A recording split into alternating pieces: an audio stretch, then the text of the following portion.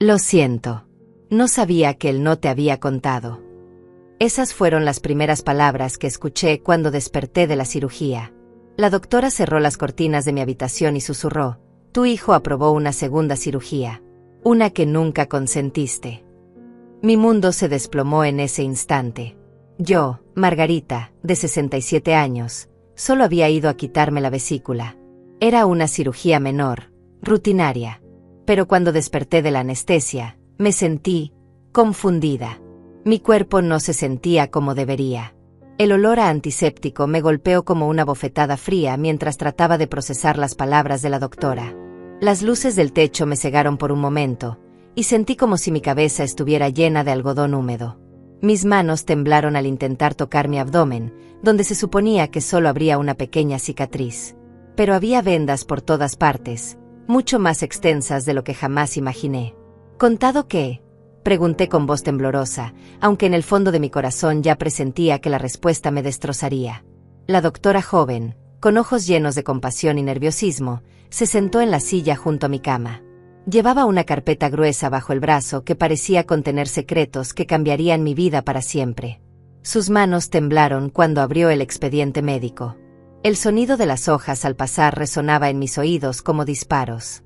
Señora Margarita, su hijo Matías firmó una autorización para una segunda intervención mientras usted estaba bajo anestesia. Una cirugía que no estaba en sus planes originales. Mi corazón se detuvo por completo. Matías. Mi querido hijo de 42 años, en quien había confiado ciegamente. El mismo que me había acompañado esa mañana temprano, con su sonrisa tranquilizadora, diciéndome que todo saldría perfectamente. El que me había prometido que estaría esperándome cuando despertara. Un sabor metálico llenó mi boca mientras los recuerdos de esa mañana regresaron como oleadas. Recordé vívidamente cómo había llegado al hospital con mi vestido rosa favorito, el que me había regalado por mi cumpleaños número 65. Me había peinado cuidadosamente, porque siempre creí que una debe verse presentable incluso en el hospital. Mi bolso de mano estaba perfectamente organizadito, con mis documentos, mi rosario y una fotografía de mi difunto esposo Eduardo. Matías había sido tan atento esa mañana. Me había preparado el desayuno favorito, tostadas con mermelada de fresa y café con leche bien caliente, como me gustaba desde que era niña. Había insistido en llevarme personalmente al hospital, aunque yo le había dicho que podía tomar un taxi. Mamá, no voy a dejar que vaya sola a una cirugía, me había dicho con esa sonrisa que siempre me derretía el corazón. En el auto, habíamos escuchado música de mi juventud. Matías había puesto las canciones de Pedro Infante que tanto me gustaban, y yo había cantado bajito mientras él manejaba. Me había tomado la mano en los semáforos y me había dicho: todo va a salir bien, mamá. Es solo una cirugía menor.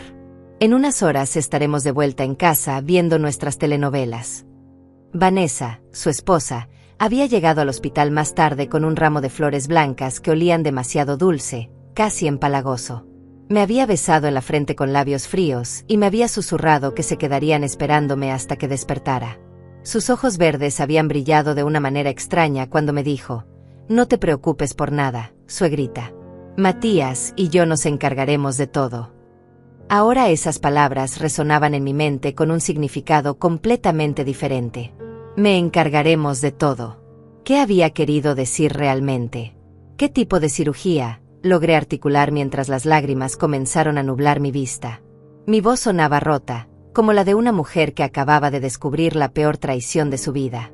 La doctora respiró profundo antes de responder, como si estuviera reuniendo valor para decir algo terrible. Sus dedos jugaron nerviosamente con el bolígrafo mientras evitaba mi mirada. Una intervención neurológica menor. Su hijo alegó que usted había estado mostrando signos de confusión mental y que había conversado previamente con otros médicos sobre la necesidad de evaluar ciertas estructuras cerebrales para descartar el inicio de demencia senil. Las palabras cayeron sobre mí como piedras filosas. Confusión mental. Demencia senil. Evaluación cerebral. Todo comenzó a tener un sentido horrible y retorcido. Mi mente, aún nublada por los efectos de la anestesia, luchaba por comprender la magnitud de lo que estaba escuchando. Pero yo no tengo problemas de memoria, susurré, sintiendo como mi voz se quebraba. Yo manejo mis finanzas, cocino, leo mis libros, Hablo con mis amigas por teléfono. No entiendo por qué. La doctora asintió con tristeza. Señora Margarita, según los documentos que su hijo presentó, usted habría estado olvidando conversaciones importantes, perdiendo objetos, teniendo episodios de desorientación. Incluso presentó un informe de un geriatra privado que supuestamente la había evaluado el mes pasado. Mi sangre se heló. Jamás había visitado a ningún geriatra. Jamás había tenido conversaciones sobre mi salud mental con Matías. Todo lo que esa doctora estaba describiendo era una completa mentira, una fabricación elaborada que mi propio hijo había construido mientras yo confiaba en él ciegamente. Eso es imposible, murmuré, pero mi voz sonaba débil incluso para mí misma. Yo nunca he visitado a ningún geriatra. Nunca he tenido problemas de memoria. Matías me está mintiendo. La doctora cerró los ojos por un momento, como si el peso de la situación fuera demasiado para ella también. Cuando los abrió, vi una mezcla de compasión y algo que parecía culpa profesional. Señora Margarita, yo solo soy residente. No tuve participación en la decisión de realizar la segunda cirugía. Cuando llegué a mi turno esta mañana, ambas intervenciones ya habían sido completadas. Pero cuando leí su expediente y vi las circunstancias, su voz se quebró ligeramente. Sentí que tenía que decírselo. No me parecía correcto que despertara sin saber qué había pasado realmente. Las lágrimas comenzaron a rodar por mis mejillas. Esta joven doctora, una completa extraña, había mostrado más honestidad y compasión hacia mí que mi propio hijo. El dolor en mi pecho no era solo físico, era como si alguien hubiera agarrado mi corazón con las manos y lo estuviera exprimiendo hasta romperlo en pedazos. ¿Dónde está él ahora?, pregunté, sintiendo como la traición se convertía lentamente en una rabia que nunca había experimentado antes. ¿Dónde está Matías? Salió hace unas horas. Dijo que tenía que resolver algunos asuntos importantes y que regresaría a la tarde para llevarla a casa. La doctora hizo una pausa. También mencionó algo sobre hablar con trabajadores sociales sobre opciones de cuidado a largo plazo para usted. El mundo se tambaleó a mi alrededor. Opciones de cuidado a largo plazo. Las palabras resonaron en mi cabeza como campanas funerarias. Todo estaba empezando a encajar de una manera grotesca y aterradora. La cirugía neurológica no autorizada, los falsos informes médicos, las evaluaciones inexistentes de demencia senil, y ahora trabajadores sociales evaluando opciones de cuidado. Mi hijo no solo me había traicionado. Mi hijo estaba tratando de declararme mentalmente incapaz. Doctora, dije con una voz que sorprendentemente sonaba más firme de lo que me sentía por dentro. Necesito ver todos los documentos que Matías presentó. Necesito saber exactamente qué firmó y qué autorizó en mi nombre. Ella vaciló, mirando hacia la puerta como si temiera que alguien pudiera estar escuchando. Señora Margarita, no estoy segura de que pueda. Es mi cuerpo, interrumpí, y por primera vez en horas, mi voz tenía autoridad real. Es mi cerebro el que fue operado sin mi consentimiento. Tengo derecho a saber qué me hicieron y bajo qué pretextos. La doctora asintió lentamente y comenzó a sacar documentos de la carpeta. El sonido del papel crujiendo llenó la habitación como el susurro de secretos terribles siendo revelados. Cuando puso los primeros papeles frente a mí, mi corazón casi se detiene. La firma no era mía. En el documento de consentimiento para la cirugía neurológica había una firma que se parecía vagamente a la mía, pero que claramente no había salido de mi mano. Alguien había falsificado mi autorización. Doctora, susurré, señalando la firma con un dedo tembloroso. Esta no es mi firma. Alguien falsificó mi consentimiento. Sus ojos se abrieron como platos. Se inclinó sobre el documento, examinándolo cuidadosamente, y luego comparó la firma con otras que estaban en mi expediente médico de años anteriores. Dios mío, murmuró. Tiene razón. Las firmas son completamente diferentes. La pendiente de las letras, la presión del bolígrafo, incluso el tamaño, todo es diferente. Un escalofrío recorrió todo mi cuerpo. No solo habían operado mi cerebro sin mi consentimiento, sino que habían falsificado documentos legales para hacerlo. Esto no era solo traición familiar, esto era un crimen. Hay más, continuó la doctora, sacando otros papeles. Aquí está el supuesto informe del geriatra que evaluó su estado mental el mes pasado. Tomé el documento con manos temblorosas. El informe estaba lleno de observaciones detalladas sobre episodios de confusión que jamás habían ocurrido, conversaciones que nunca tuve, síntomas que nunca experimenté. Según este papel, yo había olvidado el nombre de mi difunto esposo durante una consulta, me había perdido camino a casa desde el supermercado y había tenido múltiples episodios de agresividad inexplicable. Todo era mentira.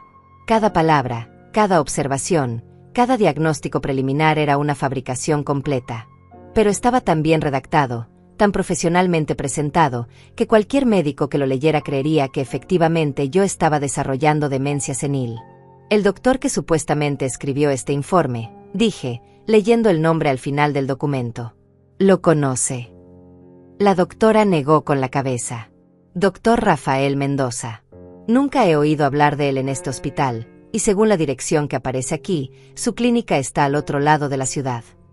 Algo en mi mente hizo clic. Rafael. Ese nombre me sonaba familiar, pero no podía ubicar de dónde. Cerré los ojos, tratando de recordar, y entonces me golpeó como un rayo. Rafael era el segundo nombre de Vanessa.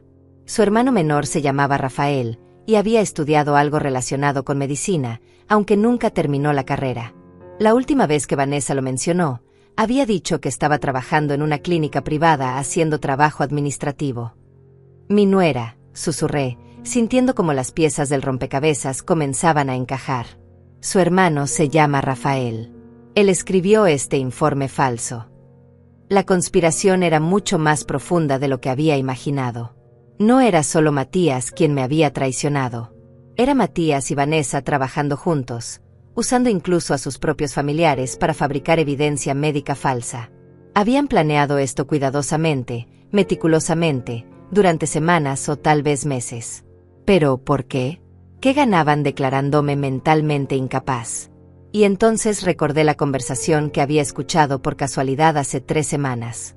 Yo había llegado temprano a casa de Matías para una cena familiar, y los había oído hablar en la cocina. Vanessa le decía algo sobre la casa de tu madre y esos ahorros que tiene guardados. En ese momento pensé que solo estaban preocupados por mi seguridad financiera en la vejez, pero ahora esas palabras tomaban un significado completamente siniestro. Mi casa, mis ahorros, mi herencia.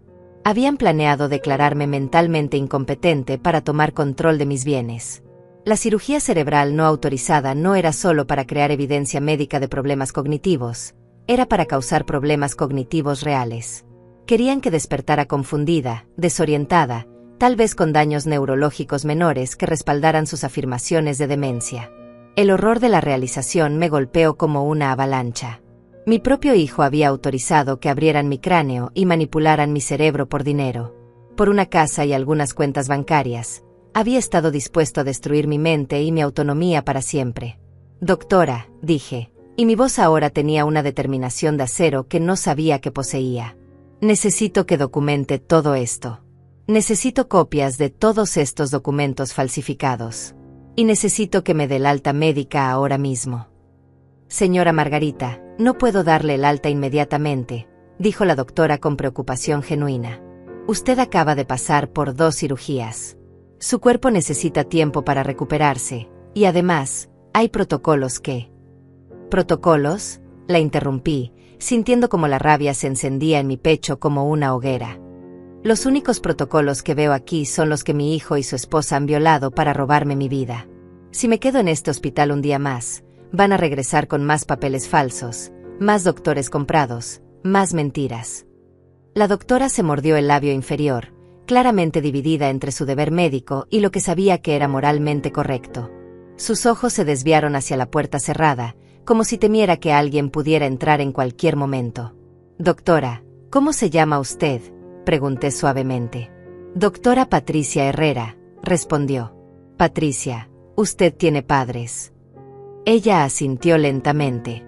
¿Y si un día despertara en un hospital y descubriera que alguien había autorizado cirugías en su cerebro sin su conocimiento, con documentos falsificados, con el único propósito de robarle todo lo que ha trabajado durante su vida entera? Se quedaría quieta esperando a que regresaran a terminar el trabajo. Los ojos de Patricia se llenaron de lágrimas. Pude ver el momento exacto en que su corazón de doctora se rindió ante su corazón de hija.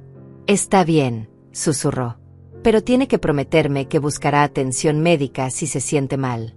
Las cirugías cerebrales, incluso las menores, pueden tener efectos secundarios impredecibles. Se lo prometo, dije, tomando su mano entre las mías.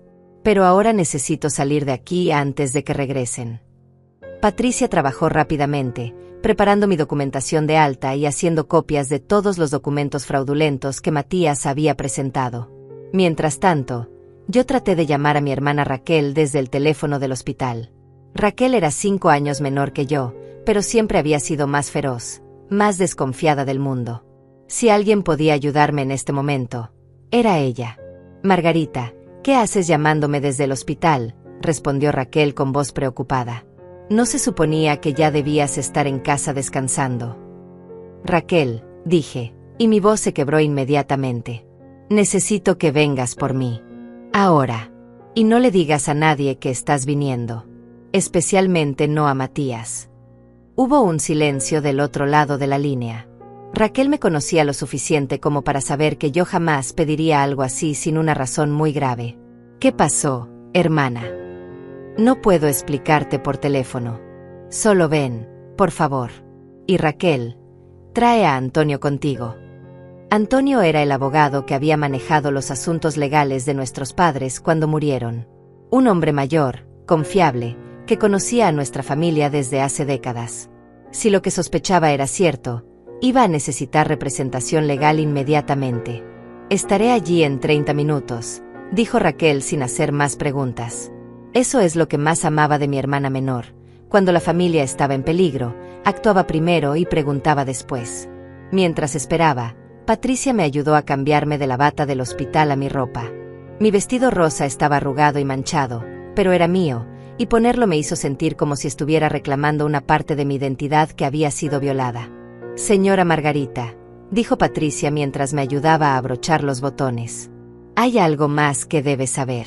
Cuando su hijo llenó los papeles para la cirugía adicional, también firmó algo llamado un poder de decisión médica temporal. Básicamente, eso le da autoridad legal para tomar todas sus decisiones médicas mientras usted esté bajo cuidado hospitalario. Mi sangre se heló. ¿Qué significa eso exactamente? Significa que técnicamente, él tiene el derecho legal de mantenerla internada aquí el tiempo que considere necesario para su recuperación y evaluación. Si él regresa y dice que usted no está lista para irse a casa, el hospital tendría que acatar su decisión. El horror de la situación se intensificó. No solo habían operado mi cerebro sin permiso, sino que habían creado una trampa legal para mantenerme prisionera en el hospital hasta que lograran sus objetivos. ¿Por cuánto tiempo es válido ese poder?, pregunté con voz temblorosa. Según el documento, hasta que usted sea evaluada por un comité de salud mental y declarada competente para tomar sus propias decisiones médicas. Era una trampa perfecta. Con los documentos falsos que habían presentado sugiriendo demencia senil, y con los efectos de la cirugía cerebral causando potencial confusión, sería casi imposible convencer a un comité de salud mental de que yo estaba completamente competente. Especialmente si ese comité incluía al Dr. Rafael Mendoza, el hermano de Vanessa que había escrito el informe falso inicial. Patricia, dije, agarrando su brazo con desesperación. Si mi hijo regresa antes de que llegue mi hermana, ¿usted me ayudaría? Diría que soy competente para tomar mis propias decisiones. Ella asintió firmemente. Por supuesto. Y tengo todos estos documentos fotocopiados como evidencia de lo que realmente está pasando aquí. Justo en ese momento, escuchamos voces familiares en el pasillo. Mi corazón se detuvo. Era la voz de Matías, hablando con alguien más, probablemente una enfermera o un administrador del hospital. Sí, mi madre ha estado muy confundida últimamente, decía con esa voz preocupada que yo había creído genuina durante años. El doctor dijo que la cirugía adicional podría ayudar a diagnosticar el problema, pero creo que va a necesitar cuidado especializado después de esto. Patricia y yo nos miramos con pánico. Él había regresado antes de lo esperado, y por el tono de su conversación, ya estaba preparando el terreno para la siguiente fase de su plan. Tengo que salir de aquí, susurré. Patricia corrió hacia la ventana de mi habitación. Estábamos en el segundo piso, pero había una escalera de emergencia externa justo al lado. ¿Puede caminar?, preguntó urgentemente. Aunque me sentía débil y mareada, la adrenalina me estaba dando fuerzas que no sabía que tenía. Puedo intentarlo. Patricia abrió la ventana cuidadosamente. El aire fresco de la tarde me golpeó la cara, y por un momento me sentí como una prisionera probando la libertad por primera vez en años. Señora Margarita, dijo Patricia, poniendo las copias de todos los documentos en una bolsa de plástico. Tome esto. Es toda la evidencia que necesitará para probar lo que le hicieron. Y tome también mi número de teléfono. Si necesita que testifique sobre lo que encontramos hoy, lo haré. Las lágrimas corrieron por mis mejillas. Esta joven doctora, que me había conocido hace apenas unas horas, estaba arriesgando su carrera para ayudarme. Mientras tanto, el hijo que había criado y amado durante 42 años había estado planeando robarme mi dignidad, mi autonomía y mi futuro. Patricia, nunca podré agradecerle lo suficiente, dije, tomando sus manos. Usted me devolvió mi vida. Usted se está devolviendo su propia vida, respondió. Yo solo le estoy dando las herramientas para luchar. Las voces en el pasillo se estaban acercando. Matías probablemente estaría en mi habitación en menos de un minuto. Con cuidado, comencé a salir por la ventana hacia la escalera de emergencia. Cada paso me dolía, pero el dolor físico no era nada comparado con el dolor de la traición que cargaba en mi corazón. Mientras bajaba lentamente los escalones metálicos, pude escuchar a Matías entrando a mi habitación. ¿Dónde está mi madre?, gritó. Se fue, respondió Patricia con una calma admirable. Firmó su propia alta y se marchó. Eso es imposible. Ella no puede tomar esas decisiones. Está mentalmente incapacitada. Señor, su madre estaba perfectamente lúcida cuando se fue. Más lúcida de lo que usted quisiera que estuviera. Cuando llegué al estacionamiento, mis piernas temblaban como hojas en el viento. Cada paso me recordaba que acababa de escapar literalmente por la ventana de un hospital después de 2 cirugías. Pero la adrenalina y la rabia me mantenían en pie. Me escondí detrás de unos autos, esperando ver el carro de Raquel, mientras mi corazón latía tan fuerte que pensé que todo el mundo podía escucharlo. A los pocos minutos, vi el viejo Buick verde de mi hermana entrando al estacionamiento. Raquel siempre había tenido un sexto sentido para las emergencias familiares. Incluso trajo a Antonio, como le había pedido. El abogado bajó del auto con su maletín negro y esa expresión seria que había perfeccionado durante décadas de resolver problemas legales complicados. Raquel, grité en voz baja, saliendo de mi escondite. Mi hermana corrió hacia mí y me envolvió en un abrazo que casi me hace colapsar. Su cabello gris olía a ese champú de manzanilla que usaba desde que éramos jóvenes, y por un momento me sentí como si fuéramos niñas otra vez, protegiéndonos mutuamente del mundo. Margarita, te ves terrible, dijo, alejándose para examinar mi cara. ¿Qué diablos está pasando aquí? Necesitamos irnos antes de que Matías baje, dije urgentemente. Te explico todo en el auto. Antonio se acercó con esa calma profesional que lo caracterizaba. Margarita, estás en algún tipo de problema legal.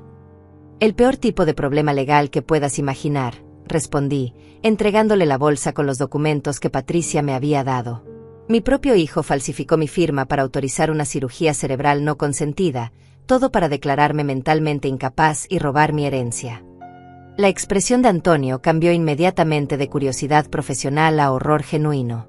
En sus 40 años de práctica legal, había visto muchas cosas, pero pude ver en sus ojos que esto lo había impactado profundamente. Nos subimos rápidamente al auto de Raquel. Mientras ella manejaba hacia su casa, yo les conté toda la historia desde el principio. Les mostré los documentos falsificados, les expliqué sobre el doctor Rafael Mendoza, que probablemente era el hermano de Vanessa, les describí cómo había despertado sin saber que habían operado mi cerebro. Raquel tuvo que parar el auto 2 veces porque estaba temblando de rabia. Ese maldito, murmuró entre dientes. Siempre supe que había algo raro en Vanessa, pero nunca pensé que Matías sería capaz de algo así. Antonio examinó cada documento cuidadosamente, haciendo anotaciones en un bloc amarillo. Cuando terminé mi relato, él cerró la carpeta y me miró con una seriedad que me heló la sangre. Margarita, esto no es solo traición familiar. Esto es conspiración criminal, falsificación de documentos, agresión médica no consentida y posiblemente intento de fraude de ancianos. Estamos hablando de cargos que podrían llevar a Matías y Vanessa a prisión por años. Las palabras se sintieron surrealistas. Prison. Mi hijo en prisión. Hace 24 horas yo era una madre orgullosa que se preparaba para una cirugía menor con el apoyo de su familia amorosa. Ahora era una víctima de un crimen elaborado perpetrado por las mismas personas en quienes más confiaba. Pero primero, continuó Antonio, necesitamos asegurar tu seguridad legal inmediata. Con ese poder de decisión médica temporal que firmó Matías, él puede tratar de hacer que te internen involuntariamente.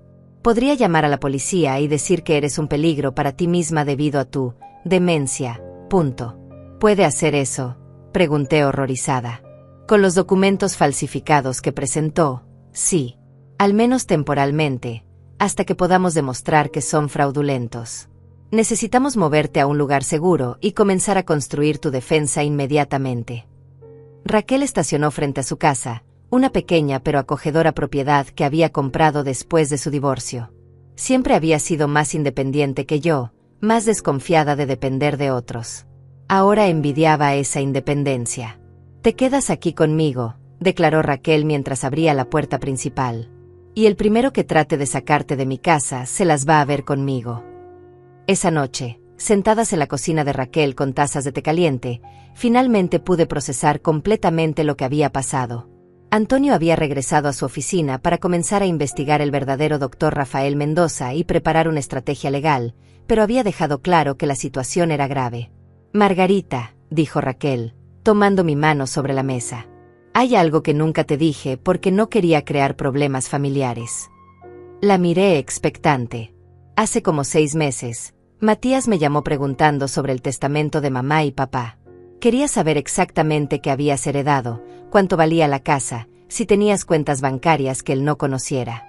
Cuando le pregunté por qué quería saber, me dijo que estaba preocupado por tu seguridad financiera en la vejez. Mi estómago se encogió. ¿Qué le dijiste? Le dije que eso no era asunto suyo, que si tenía preocupaciones debía hablar contigo directamente. Pero Margarita, la forma en que preguntaba, no sonaba como preocupación filial. Sonaba como alguien haciendo un inventario. Las piezas siguieron encajando en el rompecabezas horrible que era mi nueva realidad. Matías había estado planeando esto durante meses. La cirugía de vesícula probablemente había sido solo una oportunidad perfecta para ejecutar un plan que ya tenía completamente desarrollado. Hay más, continuó Raquel. La semana pasada, Vanessa vino a visitarme. Nunca había hecho eso antes. Empezó a hacer comentarios sobre lo preocupada que estaba por ti, que te había visto, confundida últimamente, que tal vez era hora de considerar una residencia para personas mayores. Estaban preparando el terreno, murmuré, creando una narrativa. Exactamente. Y cuando le dije que yo te había visto perfectamente bien, Vanessa me dijo que tal vez yo no estaba viendo las señales porque también estaba llegando a esa edad. La muy cínica me estaba sugiriendo que yo también podría estar desarrollando demencia. La audacia del plan me quitó el aliento. No solo habían atacado mi competencia mental, sino que habían tratado de aislarme de mi hermana, mi único apoyo familiar confiable, sugiriendo que ella tampoco era confiable debido a su edad. Esa noche dormí poco. Cada ruido me hacía saltar, pensando que Matías había encontrado dónde estaba y venía con autoridades para llevarme de vuelta al hospital. Pero también había algo más que me mantenía despierta, una rabia fría y determinada que nunca había sentido antes en mi vida. Durante 67 años, había sido la mujer que mantenía la paz, que evitaba conflictos, que ponía las necesidades de su familia antes que las suyas propias. Había criado a Matías con amor incondicional, lo había apoyado en cada decisión, había aceptado a Vanessa en la familia incluso cuando mi instinto me decía que algo no estaba bien con ella. Pero esa Margarita había muerto en esa cama de hospital cuando desperté y descubrí la traición. La mujer que ahora yacía en la cama de invitados de Raquel era diferente. Era una mujer que había sido empujada más allá de su límite, y que ahora entendía que la bondad sin límites podía ser una debilidad peligrosa. A la mañana siguiente, Antonio llegó temprano con noticias. Había investigado al doctor Rafael Mendoza y confirmado nuestras sospechas. No existe, anunció, sentándose en la mesa de la cocina con una carpeta llena de documentos. He buscado en todos los registros médicos estatales, colegios profesionales, directorios de especialistas. No hay ningún doctor Rafael Mendoza con las credenciales descritas en ese informe. Entonces definitivamente es el hermano de Vanessa, dije. Más que eso. He investigado a Rafael Herrera, que es el nombre real del hermano de Vanessa. Tiene antecedentes por falsificación de documentos y fue expulsado de la escuela de medicina hace 10 años por conducta académica deshonesta. La conspiración era aún más profunda de lo que había imaginado. No solo habían usado a un familiar para crear documentos falsos, sino que habían usado específicamente a alguien con experiencia en fraude para hacerlo. Tenemos suficiente evidencia para presentar cargos criminales, continuó Antonio. Pero Margarita, también tengo malas noticias. Matías presentó una petición de emergencia ante el tribunal esta mañana para que seas evaluada mentalmente y puesta bajo custodia protectiva. Mi corazón se hundió. ¿Qué significa eso? Significa que tenemos una audiencia judicial en 3 días. Si el juez determina que eres mentalmente incompetente basándose en los documentos que Matías presentó, te pondrán bajo tutela legal. Perderás el derecho a tomar tus propias decisiones financieras, médicas y personales. 3 días, repetí, sintiendo como el pánico me subía por la garganta como agua helada. Solo 3 días para demostrar que no estoy loca. Antonio asintió gravemente. El tribunal trata estos casos como emergencias cuando hay supuesta evidencia de deterioro mental rápido. Matías presentó una declaración jurada diciendo que después de la cirugía estás mostrando signos de paranoia severa, que escapaste del hospital sin autorización médica, y que ahora estás haciendo acusaciones irracionales contra tu propia familia. Pero tenemos los documentos falsificados, exclamé, sintiendo como la injusticia me quemaba por dentro. Tenemos prueba de que todo es mentira. Lo sé, y vamos a presentar toda esa evidencia. Pero Margarita, necesitas entender algo. El sistema legal está diseñado para proteger a los ancianos de abuso, pero también está diseñado para protegerlos de sí mismos cuando hay evidencia de demencia. Los jueces tienden a ser muy conservadores en estos casos. Si hay duda, prefieren errar del lado de la protección, punto. Raquel golpeó la mesa con su puño. Esto es una mierda. Mi hermana está más lúcida que la mitad de los políticos en el gobierno, y van a tratarla como si fuera una niña perdida. El problema, continuó Antonio, es que Matías ha sido muy inteligente. No solo presentó documentos médicos falsos, sino que también ha conseguido declaraciones de testigos que aparentemente han observado tu comportamiento errático. ¿Qué testigos?, pregunté con voz temblorosa. Antonio consultó sus notas. Vanessa, por supuesto. Pero también alguien llamado Lidia Fernández, que dice ser tu vecina y que ha notado que has estado actuando de manera extraña últimamente. Mi sangre se heló.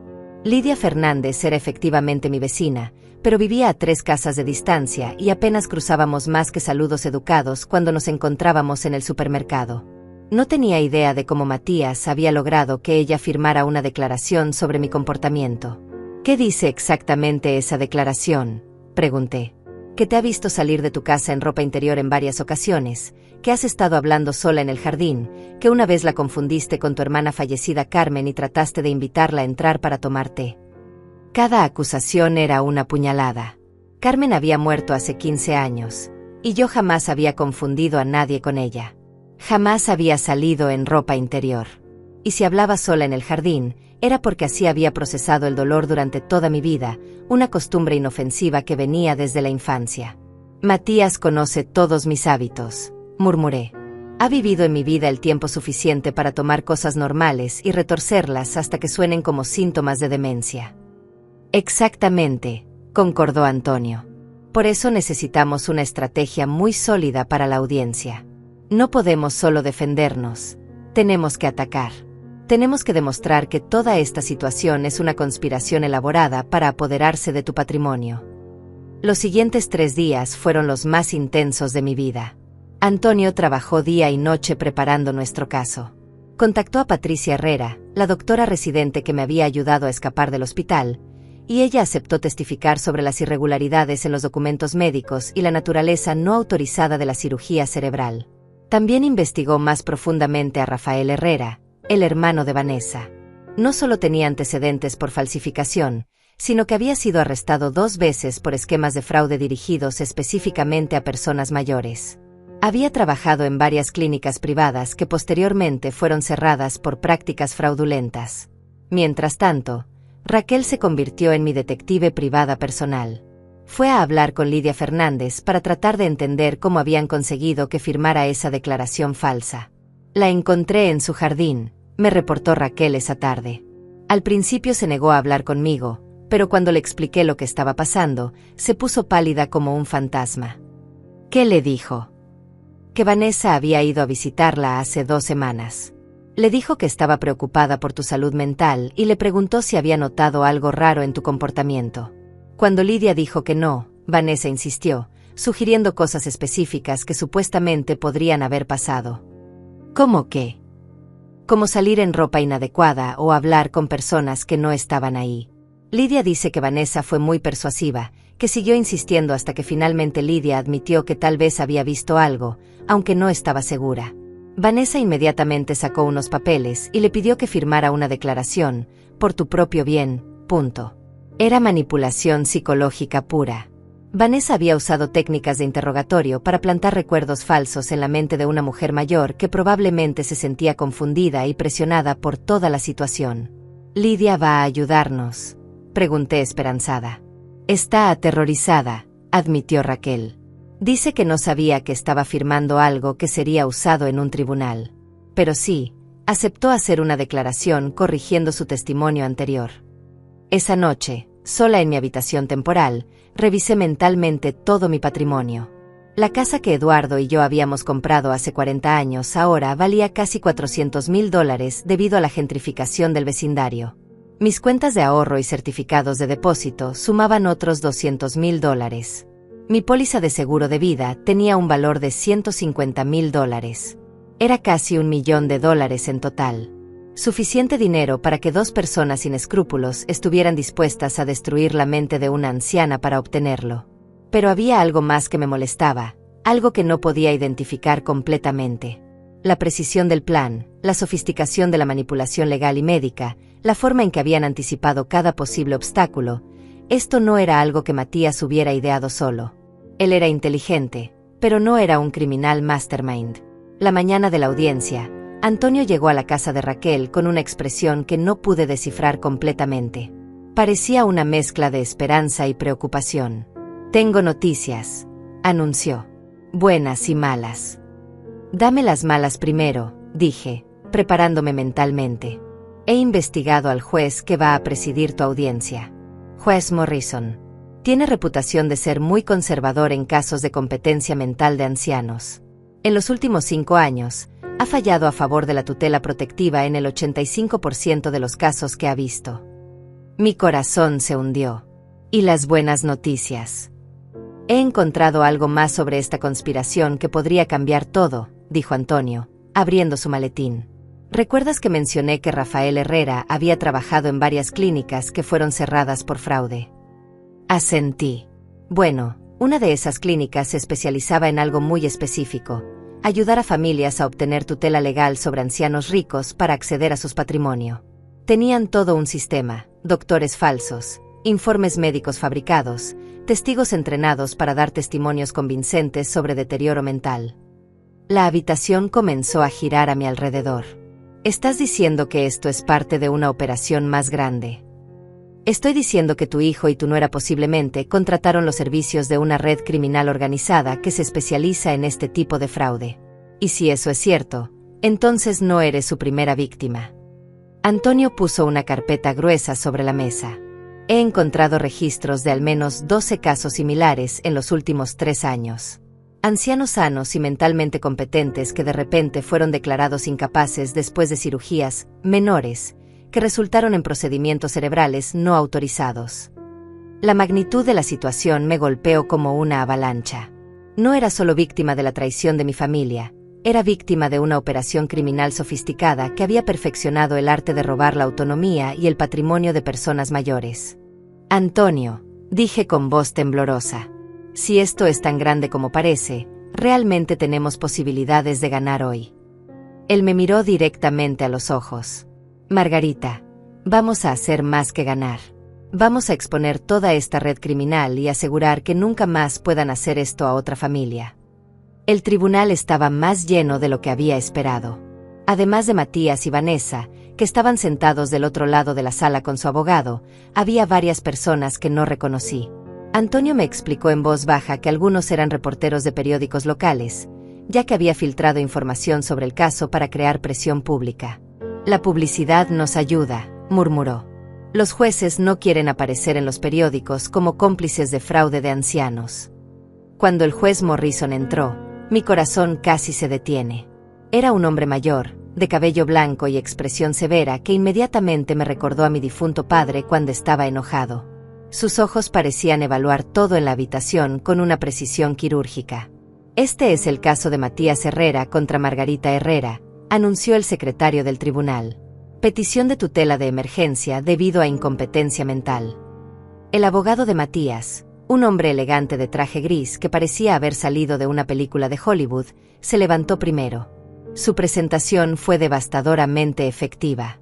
Habló sobre mi supuesto deterioro mental con una convicción que casi me hizo dudar de mi propia cordura. Su señoría, dijo con voz grave y preocupada, estamos aquí hoy porque una familia amorosa está tratando desesperadamente de proteger a su matriarca de los peligros de una demencia rápidamente progresiva.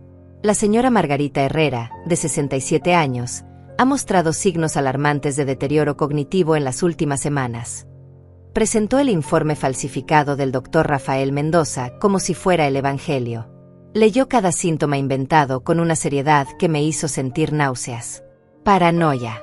Episodios de agresividad. Pérdida de memoria a corto plazo.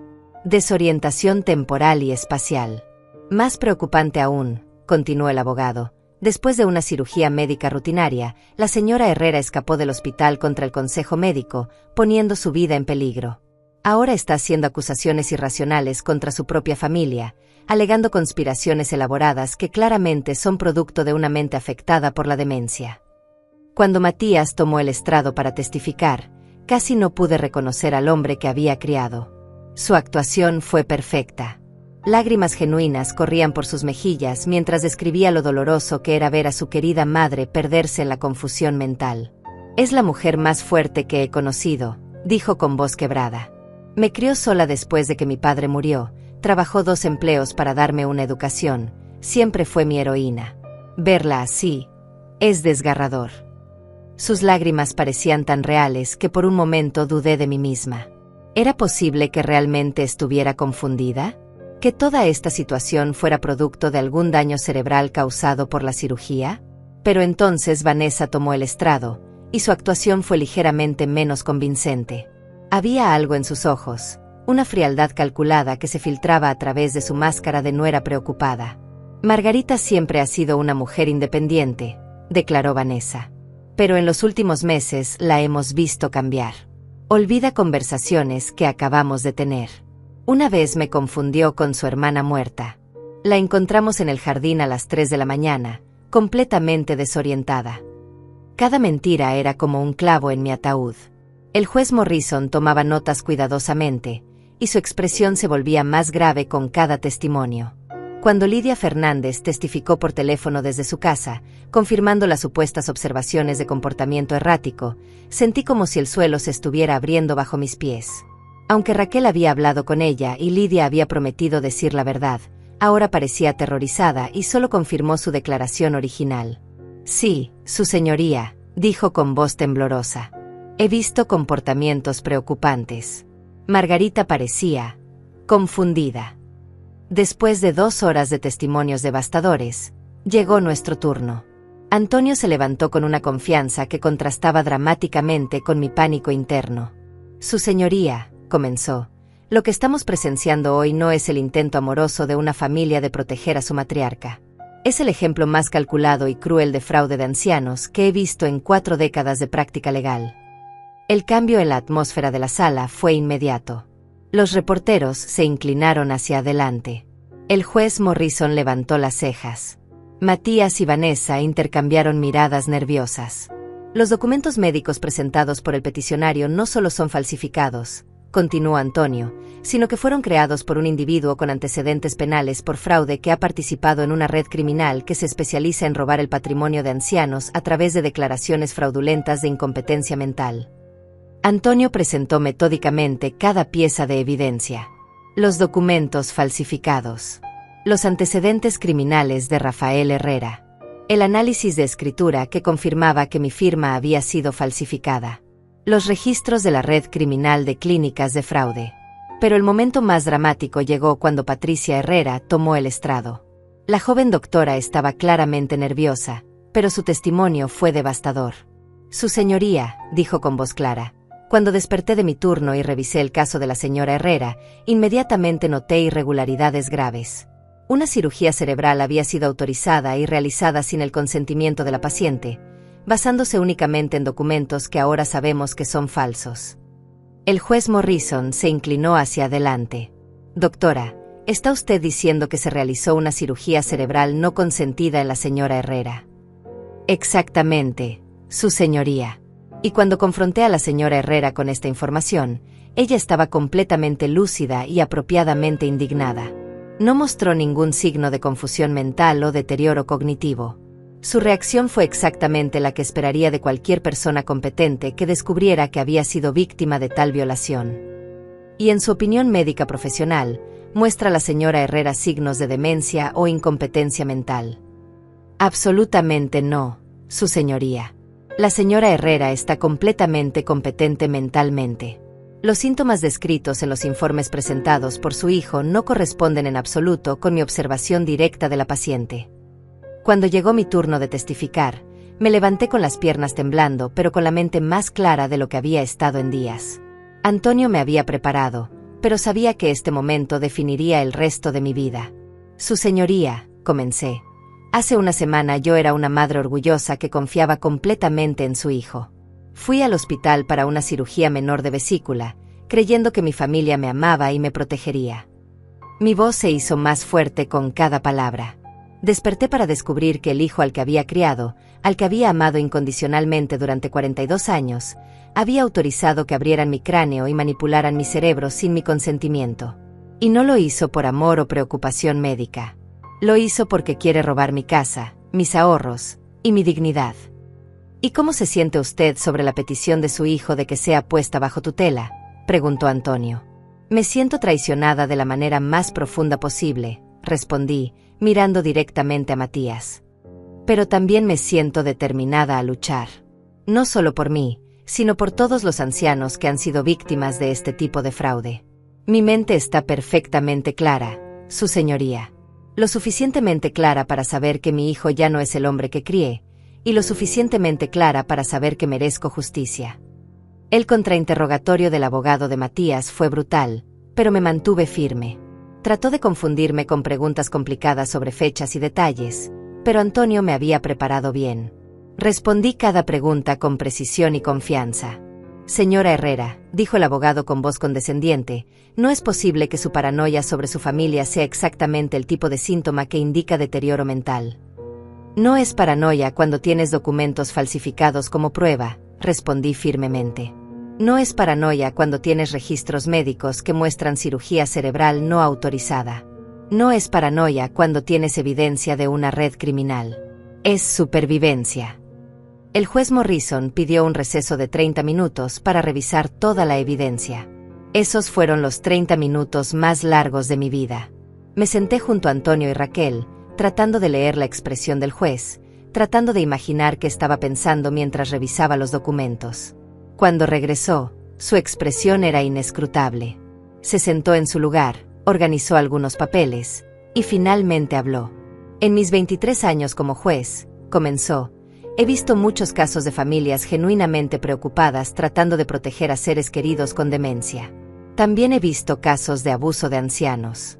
Pero nunca había visto un caso que combinara fraude médico, falsificación de documentos y conspiración criminal en una escala tan elaborada. Mi corazón latía tan fuerte que pensé que toda la sala podía escucharlo. Después de revisar toda la evidencia presentada, continuó el juez Morrison, encuentro que la petición de tutela presentada por Matías Herrera no solo carece de mérito, sino que parece ser parte de un esquema criminal elaborado para defraudar a la señora Margarita Herrera de sus bienes y su autonomía. El alivio que sentí fue tan intenso que casi me desmayo. Raquel me agarró la mano y la apretó fuertemente. Antonio cerró los ojos por un momento, como si hubiera estado conteniendo la respiración durante horas. Pero el juez Morrison no había terminado. Más preocupante aún, continuó con voz cada vez más severa, la evidencia presentada sugiere que la señora Herrera fue sometida a una cirugía cerebral no consentida basada en documentos médicos falsificados. Esto constituye no solo fraude civil, sino potencialmente agresión criminal grave. Se dirigió directamente a Matías y Vanessa, quienes ahora estaban pálidos como fantasmas. Señor Herrera, las acciones descritas en este tribunal, si son ciertas, representan una de las formas más despreciables de abuso de ancianos que he visto. Autorizar cirugía cerebral no consentida en su propia madre para facilitar el robo de su patrimonio es un acto de crueldad que desafía toda comprensión humana. Matías trató de levantarse para responder, pero su abogado lo forzó a sentarse. Vanessa tenía lágrimas corriendo por su rostro, pero no eran lágrimas de remordimiento, eran lágrimas de pánico de alguien que sabía que había sido atrapada. Por lo tanto, declaró el juez Morrison, no solo rechazo la petición de tutela, sino que ordeno lo siguiente. Primero, todos los documentos relacionados con este caso serán remitidos inmediatamente al fiscal del distrito para investigación criminal. Segundo, ordeno una investigación completa de la red criminal mencionada en el testimonio. Tercero, el señor Matías Herrera y la señora Vanessa Herrera quedan prohibidos de tener cualquier contacto con la señora Margarita Herrera mientras esta investigación esté pendiente. El martillo del juez resonó en la sala como un disparo de cañón. Había ganado. Pero más que eso, había expuesto una conspiración criminal que podría salvar a otros ancianos de sufrir lo que yo había sufrido. Mientras salíamos del tribunal, Matías trató de acercarse a mí. Su máscara de hijo preocupado había desaparecido completamente, reemplazada por algo que nunca había visto en su rostro antes: odio puro. Esto no ha terminado, siseó en voz baja mientras pasaba junto a mí. Vas a lamentar haber hecho esto, vieja loca. Esas palabras me confirmaron que había tomado la decisión correcta. El hijo que había criado había desaparecido hacía mucho tiempo, reemplazado por este extraño cruel que estaba dispuesto a destruir la mente de su propia madre por dinero. Los días siguientes fueron un torbellino de actividad. Los reporteros querían entrevistas. El fiscal del distrito quería testimonios detallados. Antonio trabajaba con las autoridades para rastrear la red criminal que había facilitado el fraude. Una semana después de la audiencia, Antonio llegó a la casa de Raquel con noticias extraordinarias. Margarita, dijo, claramente emocionado, la investigación ha descubierto algo increíble. Esta red criminal ha estado operando durante al menos 5 años, y han identificado más de 40 víctimas. ¿40? Repetí, horrorizada. 40 familias han pasado por esto. 40 ancianos que fueron declarados mentalmente incompetentes a través de documentos médicos falsificados y cirugías no consentidas. La mayoría perdieron control de sus finanzas y propiedades. Algunos fueron institucionalizados en contra de su voluntad. 3 murieron en circunstancias sospechosas después de las cirugías cerebrales. La magnitud del horror me quitó el aliento. Yo había sido afortunada. Había tenido a Raquel, había encontrado a Patricia, había tenido la fuerza para luchar. Pero ¿cuántos otros ancianos habían estado solos, confundidos, sin nadie que creyera en su cordura cuando trataron de explicar lo que les había pasado? Hay más, continuó Antonio. El FBI ha arrestado a 12 personas en conexión con esta red, incluyendo a 4 médicos, 3 abogados y varios familiares que participaron en los esquemas. Rafael Herrera ha aceptado cooperar con las autoridades a cambio de una sentencia reducida. Y Matías y Vanessa fueron arrestados esta mañana. Los cargos incluyen conspiración, fraude, falsificación de documentos y agresión con lesiones graves. Si son condenados, podrían enfrentar hasta 20 años de prisión cada uno. 20 años. Mi hijo podría pasar las próximas 2 décadas en prisión por lo que me había hecho.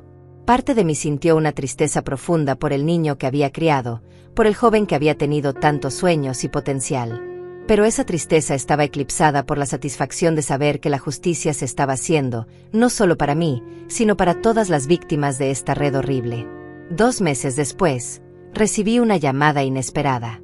Era una mujer llamada Isabel, de 73 años, que había visto mi historia en las noticias. Señora Herrera, dijo con voz temblorosa, creo que mi hijo me hizo lo mismo que el suyo le hizo a usted. Pero todos me dicen que estoy loca, que estoy imaginando cosas. Podría ayudarme. Esa llamada cambió mi vida de una manera que nunca había anticipado. Con la ayuda de Antonio, comenzamos a investigar el caso de Isabel. Descubrimos que efectivamente había sido víctima de un esquema similar, aunque no conectado directamente con la red que me había atacado a mí. Pronto, otras personas comenzaron a contactarme. Ancianos que habían sido traicionados por sus propios familiares, que habían perdido su autonomía y dignidad, que habían sido etiquetados como dementes cuando trataron de defenderse. Decidí que no podía quedarme callada. Con parte de mi patrimonio que había logrado proteger, establecí una fundación para ayudar a víctimas de fraude de ancianos. La llamé Voces Silenciadas, porque eso es lo que habíamos sido todos nosotros, voces silenciadas por aquellos que se suponía que nos amaban. La fundación ofrece servicios legales gratuitos, evaluaciones médicas independientes y apoyo emocional para ancianos que sospechan que están siendo victimizados por sus familias. También trabajamos con legisladores para crear leyes más fuertes que protejan a los ancianos de este tipo de abuso. 6 meses después de mi audiencia en el tribunal, Pablo, el médico jefe del hospital donde había sido operada, me pidió que diera una presentación al personal médico sobre los signos de alerta de fraude médico relacionado con ancianos. Doctora Herrera, dijo, refiriéndose a Patricia, quien ahora trabajaba como mi asistente en la fundación, su valor para hablar sobre las irregularidades que notó ha salvado no solo a la señora Margarita, sino potencialmente a docenas de otras víctimas. Patricia sonrió, pero pude ver que aún cargaba algo de culpa por no haber actuado más rápido. Solo hice lo que cualquier médico ético debería hacer, dijo. Pero me asusta pensar en cuántos casos similares he visto sin reconocerlos. Exactamente por eso estamos aquí, respondí. Para entrenar a profesionales médicos, trabajadores sociales y personal legal para reconocer los signos de este tipo de fraude antes de que sea demasiado tarde. La presentación fue emotiva. Compartí mi historia completa, desde despertar confundida en el hospital hasta el momento en que el juez rechazó la petición de tutela. Pude ver lágrimas en los ojos de varios doctores y enfermeras mientras describía cómo se sintió descubrir que mi propio hijo había autorizado cirugía cerebral no consentida. Lo más importante que quiero que recuerden, les dije al final, es que la edad no equivale a incompetencia. El hecho de que alguien tenga 60, 70 u 80 años no significa automáticamente que no pueda tomar sus propias decisiones. Y cuando un familiar joven insiste urgentemente en que un anciano es incompetente, especialmente cuando hay dinero o propiedades involucradas, esas son banderas rojas enormes. Después de la presentación, un joven residente se acercó a mí. Señora Herrera, dijo, creo que tengo un paciente en este momento que podría estar en una situación similar. Una mujer de 78 años ingresó para una cirugía de cadera, pero su hija está insistiendo en procedimientos adicionales que la paciente dice que nunca autorizó. Mi corazón se aceleró. Otra víctima potencial, otra familia destruida por la codicia. Llévame con ella ahora mismo, dije inmediatamente. La mujer de 78 años se llamaba Elena, y cuando entré a su habitación, vi inmediatamente el mismo miedo y confusión en sus ojos que yo había sentido meses atrás. Estaba conectada a varios equipos médicos, y había documentos médicos esparcidos sobre la mesa junto a su cama. Elena, dije suavemente, acercándome a su cama, mi nombre es Margarita. He venido porque creo que podríamos tener algo en común. Sus ojos se llenaron de lágrimas inmediatamente. Usted también, susurró. Su familia también la traicionó. En las siguientes 2 horas, Elena me contó una historia que era dolorosamente similar a la mía. Había ingresado para una cirugía de cadera de rutina, pero su hija había autorizado procedimientos adicionales sin su consentimiento. Ahora la hija estaba tratando de convencer a los médicos de que Elena tenía demencia avanzada y necesitaba ser institucionalizada permanentemente. Pero yo no tengo demencia, insistía Elena con voz temblorosa. Manejo mi propia casa, cocino para mis vecinos, leo 3 libros por semana. Mi hija dice que estoy confundida, pero la única confusión que tengo es por qué ella está haciendo esto. Con la ayuda del residente que me había alertado, revisamos los documentos médicos de Elena. Los patrones eran idénticos. Informes psiquiátricos de un doctor que no existía, declaraciones de vecinos que describían comportamientos que nunca habían ocurrido, una hija súbitamente preocupada por la seguridad de su madre después de años de contacto mínimo. Elena, le dije, tomando su mano, no está sola. Y no está loca. Lo que le está pasando es un crimen, y vamos a detenerlo. Antonio llegó al hospital esa tarde con un equipo de investigadores. En menos de 24 horas, habíamos documentado suficiente evidencia para demostrar que la hija de Elena estaba siguiendo el mismo manual criminal que Matías y Vanessa habían usado conmigo.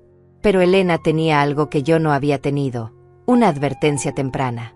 Pudimos intervenir antes de que fuera declarada incompetente, antes de que perdiera control de sus finanzas, antes de que su hija pudiera completar el robo de su patrimonio. Cuando confrontamos a la hija de Elena con la evidencia, se derrumbó inmediatamente. A diferencia de Matías y Vanessa, que habían luchado hasta el final, ella admitió todo.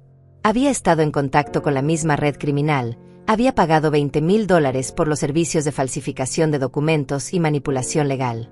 Necesitaba el dinero, lloró. Tengo deudas de juego, mi esposo perdió su trabajo, estamos a punto de perder nuestra casa. Vi la historia de Margarita en las noticias y pensé que sería fácil. ¿Fácil?, le grité, sintiendo toda la rabia que había contenido durante meses. ¿Pensaste que sería fácil destruir la mente de tu propia madre? ¿Pensaste que sería fácil robarle su dignidad y su autonomía? Elena, desde su cama de hospital, miró a su hija con una tristeza que me rompió el corazón. Marta, le dijo suavemente, si necesitabas dinero, ¿por qué no me pediste ayuda? Sabes que te habría ayudado. Siempre te he ayudado. Porque no era suficiente, sollozó Marta. Necesitaba todo. La casa, los ahorros, todo. Y sabía que no me los darías voluntariamente. Esas palabras resumían perfectamente la mentalidad criminal que había infectado a tantas familias. No se trataba de necesidad desesperada, se trataba de codicia pura. Estas personas no querían ayuda, querían control total sobre el patrimonio de sus padres, sin importar el costo humano. El caso de Elena se resolvió rápidamente. Marta fue arrestada y posteriormente condenada a 8 años de prisión. Elena recuperó el control completo de sus finanzas y decidió donar una parte significativa de su patrimonio a nuestra fundación. Quiero que otras madres estén protegidas, me dijo Elena durante una de nuestras conversaciones regulares. Quiero que ninguna mujer tenga que pasar por el terror de despertar y descubrir que su propia familia la ha traicionado. A medida que nuestra fundación crecía, comenzamos a recibir casos de todo el país. Cada historia era única en sus detalles, pero todas compartían los mismos elementos básicos: familiares codiciosos, documentos médicos falsificados, ancianos desesperados que nadie creía. Uno de los casos más impactantes involucró a un hombre de 75 años llamado Roberto, cuyo nieto había orquestado un esquema particularmente cruel. Roberto era un veterano de guerra con una pensión militar considerable y una casa pagada. Su nieto, que tenía problemas con las drogas, había comenzado a robar dinero de las cuentas de Roberto gradualmente. Cuando Roberto se dio cuenta del robo y confrontó a su nieto, el joven recurrió a la misma red criminal que había atacado a tantos otros. En lugar de admitir el robo, alegó que Roberto estaba paranoico y delusional y necesitaba cuidado psiquiátrico inmediato. Roberto fue internado involuntariamente en una institución psiquiátrica durante 6 meses antes de que pudiéramos rescatarlo. Cuando lo encontramos, había perdido 30 libras, estaba profundamente deprimido y había comenzado a dudar de su propia cordura.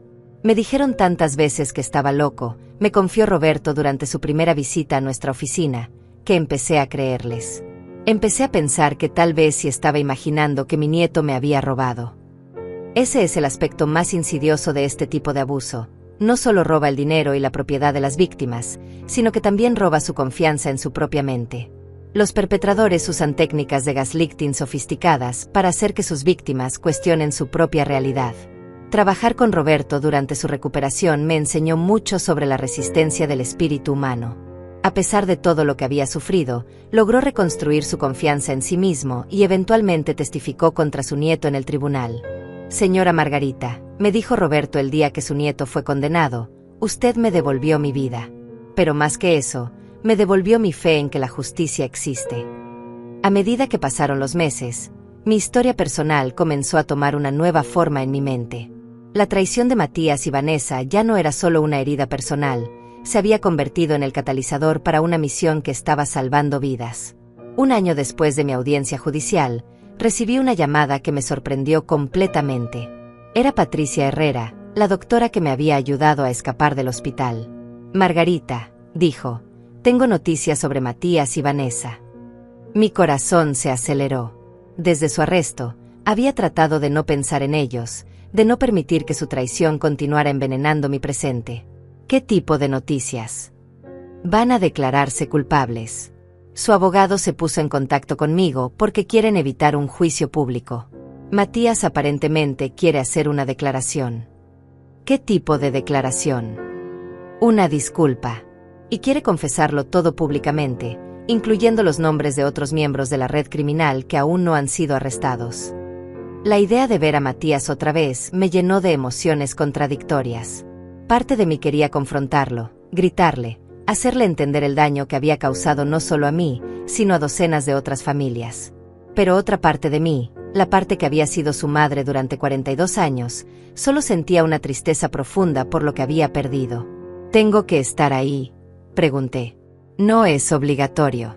Pero Patricia, creo que podría ser importante para tu proceso de sanación. Y también podría ser importante para las otras víctimas ver que incluso los perpetradores pueden ser responsabilizados. Decidí ir. No por Matías, sino por todas las otras víctimas que necesitaban ver que la justicia era posible, que los criminales podían ser confrontados, que las voces de los ancianos podían ser escuchadas y respetadas. El día de la audiencia de sentencia, el tribunal estaba lleno de víctimas y sus familias. Vi caras que reconocía de nuestros grupos de apoyo. Elena estaba ahí, Roberto también, y docenas de otros sobrevivientes que habían encontrado la fuerza para luchar contra sus propias familias traidoras. Cuando Matías entró al tribunal con esposas, casi no lo reconocí. Había perdido peso, se veía mayor, y por primera vez en su vida adulta, parecía verdaderamente asustado. Cuando Matías tomó el estrado para su declaración final, nuestros ojos se encontraron por primera vez desde aquella audiencia donde había tratado de declararme mentalmente incompetente. En sus ojos vi algo que no había visto antes: vergüenza genuina. No la vergüenza de haber sido atrapado, sino la vergüenza profunda de alguien que finalmente entendía la magnitud de lo que había hecho. Su señoría, comenzó con voz quebrada, no hay palabras que puedan expresar mi arrepentimiento por lo que hice. No solo traicioné a mi madre, la mujer que sacrificó todo por criarme, sino que participé en un sistema que victimizó a docenas de ancianos inocentes. Su voz se quebró completamente. Mi madre me enseñó sobre honor, sobre proteger a los vulnerables, sobre la importancia de la familia. Y yo tomé esas lecciones y las pisoteé por codicia. No hay perdón para lo que hice. Matías entonces se volvió hacia mí. Mamá, dijo, y al escuchar esa palabra salir de su boca sentí como si alguien hubiera clavado un cuchillo en mi pecho. Sé que nunca podrás perdonarme. No espero perdón. Pero quiero que sepas que lo que hice no fue porque no te amara. Fue porque la codicia me convirtió en alguien que no reconozco. Lágrimas corrían por sus mejillas ahora. Autoricé que operaran tu cerebro. Tu cerebro, mamá. El cerebro que me enseñó a caminar, que me ayudó con mi tarea, que se preocupó por mí cada día de mi vida. No hay forma de vivir con eso. Por primera vez en más de un año, sentí una punzada del amor que había tenido por el niño que había criado. Pero ese amor estaba envuelto ahora en tanto dolor que apenas podía respirar. Quiero confesar completamente mi participación en esta red criminal, continuó Matías. Quiero dar nombres, direcciones, números de cuenta. Quiero que cada persona que participó en esto sea llevada ante la justicia. No para reducir mi sentencia, sino porque es lo correcto. El juez Morrison, el mismo que había presidido mi caso original, escuchó en silencio. Cuando Matías terminó su declaración, se dirigió directamente a él. Señor Herrera, en mis 24 años como juez, he visto arrepentimiento genuino y he visto actuación. Su confesión parece genuina, pero el daño que causó trasciende cualquier disculpa. Usted no solo traicionó a su madre, traicionó la confianza fundamental que sostiene las relaciones familiares y médicas en nuestra sociedad. El juez hizo una pausa, revisando sus notas. Sin embargo, su cooperación con las autoridades ha resultado en el arresto de 18 miembros adicionales de esta red criminal, y su testimonio ha sido instrumental en devolver más de $2 millones en patrimonio robado a víctimas ancianas. $2 millones. No podía comprender completamente la escala de la operación de la que Matías había sido parte. Por lo tanto, continuó el juez, Lo condeno a 15 años de prisión estatal, sin posibilidad de libertad condicional durante 10 años. Espero que use ese tiempo para reflexionar sobre las consecuencias de sus acciones y para encontrar alguna forma de redención. 15 años. Mi hijo pasaría los próximos 15 años en prisión. Tendría casi 60 años cuando saliera. Yo tendría 82, si es que aún estaba viva. Vanessa recibió 12 años. A diferencia de Matías, ella nunca mostró remordimiento genuino. Incluso en su declaración final, trató de culpar a otros por influenciarla, de minimizar su papel en la conspiración. Después de la audiencia, mientras salía del tribunal, Matías logró acercarse a mí una última vez. Los guardias le habían dado unos minutos para despedirse antes de llevarlo a prisión. «Mamá», dijo suavemente, «no espero que me perdones. Pero quiero que sepas que voy a dedicar cada día de mi sentencia a tratar de reparar el daño que he causado. He organizado que todo mi patrimonio, incluyendo mi parte de la herencia de papá, sea donado a tu fundación». No sabía qué decir. Parte de mí quería abrazarlo, como había hecho 1000 veces cuando era niño y había cometido algún error. Pero otra parte de mí sabía que este no era un error de niño. Era la traición más profunda que una madre podía experimentar. «Matías», dije finalmente, «el hijo que crié nunca habría hecho lo que tú hiciste. No sé quién eres ahora, pero espero que en prisión puedas encontrar una forma de volver a ser el hombre que una vez pensé que eras». Fueron las últimas palabras que le dirigí. Los guardias se lo llevaron, y yo salí del tribunal para enfrentar el resto de mi vida sin el hijo que había perdido 2 veces. Primero por su traición, y luego por las consecuencias de esa traición. Los años siguientes se convirtieron en los más significativos de mi vida. La Fundación Voces Silenciadas creció hasta convertirse en una organización nacional con oficinas en 12 estados. Habíamos ayudado a más de 300 víctimas de fraude de ancianos, recuperado más de $8 millones en patrimonio robado, y conseguido que más de 100 perpetradores fueran condenados. Pero más importante que los números era el impacto humano. Elena se convirtió en mi codirectora y una de mis amigas más cercanas. Roberto comenzó un programa de apoyo específicamente para veteranos víctimas de fraude familiar. Patricia dejó su residencia médica para trabajar tiempo completo como nuestra directora médica, desarrollando protocolos para que los hospitales identificaran cirugías no consentidas. En mi 70º cumpleaños, organizamos una gran celebración que también sirvió como evento de recaudación de fondos para la fundación.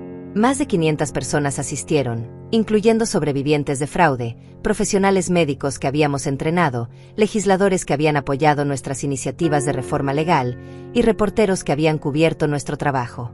Durante mi discurso esa noche, reflexioné sobre el viaje extraordinario que había comenzado en esa cama de hospital hace 3 años.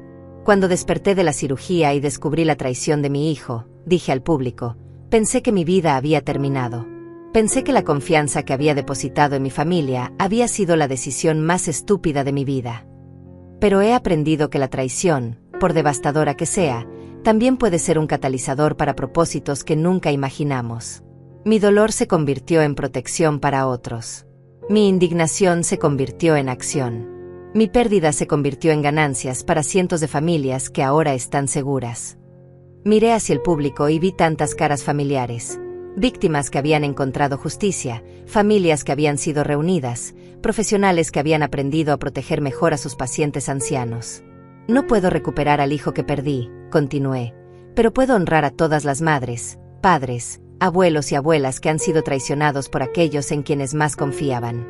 Puedo asegurar que sus voces sean escuchadas, que su dignidad sea respetada, y que su valor como seres humanos nunca sea reducido a los dólares en sus cuentas bancarias. La ovación fue abrumadora, pero lo que más me conmovió fue ver a Elena llorando de alegría en primera fila, a Roberto aplaudiendo con una sonrisa que había recuperado después de años de depresión, y a Patricia radiante con el orgullo de alguien que había elegido usar su carrera médica para proteger a los más vulnerables. Después de la celebración, mientras Raquel y yo estábamos en mi cocina limpiando los últimos platos, mi hermana me hizo una pregunta que había estado esperando durante años. «Margarita», dijo suavemente, ¿alguna vez te arrepientes de haber luchado? ¿Alguna vez deseas haber aceptado la tutela y evitado todo este dolor? Lo pensé cuidadosamente antes de responder. «Sabes», dije finalmente, «creo que la versión de mí que existía antes de esta traición habría aceptado la tutela. Habría creído que tal vez realmente estaba confundida, habría confiado en que Matías sabía lo que era mejor para mí. ¿Y ahora? Ahora sé que la edad no nos hace automáticamente incompetentes.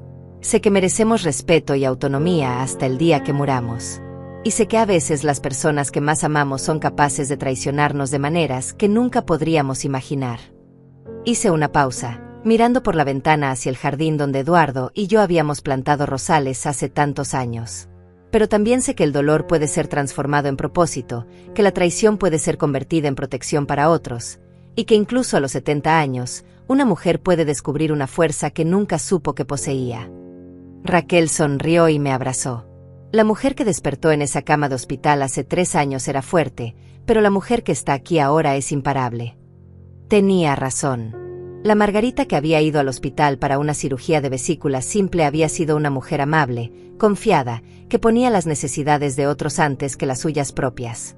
La Margarita que ahora dirigía una fundación nacional era una mujer que había aprendido que la bondad sin límites puede ser peligrosa, pero que la bondad combinada con sabiduría y determinación puede cambiar el mundo.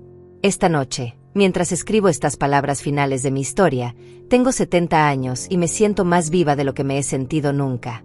Mañana volaré a Seattle para testificar ante el Senado estatal sobre una nueva ley que requerirá evaluaciones psicológicas independientes antes de que cualquier cirugía cerebral pueda ser autorizada por familiares. La semana que viene, daré una presentación en la Universidad de Harvard sobre los signos de alerta de fraude médico de ancianos. El mes próximo, nuestra fundación abrirá su oficina número 15, esta vez en Denver. Mi hijo perdido está cumpliendo su sentencia, y aunque he escuchado que está trabajando en programas de rehabilitación y ayudando a otros prisioneros con casos legales, no hemos hablado desde aquel día en el tribunal. Tal vez algún día encontraremos una forma de sanar esa herida, pero por ahora, mi enfoque está en las miles de víctimas que aún necesitan nuestra ayuda. He aprendido que el amor verdadero no es ciego. El amor verdadero ve claramente, protege ferozmente, y nunca aceita la traición como el precio de mantener la paz familiar.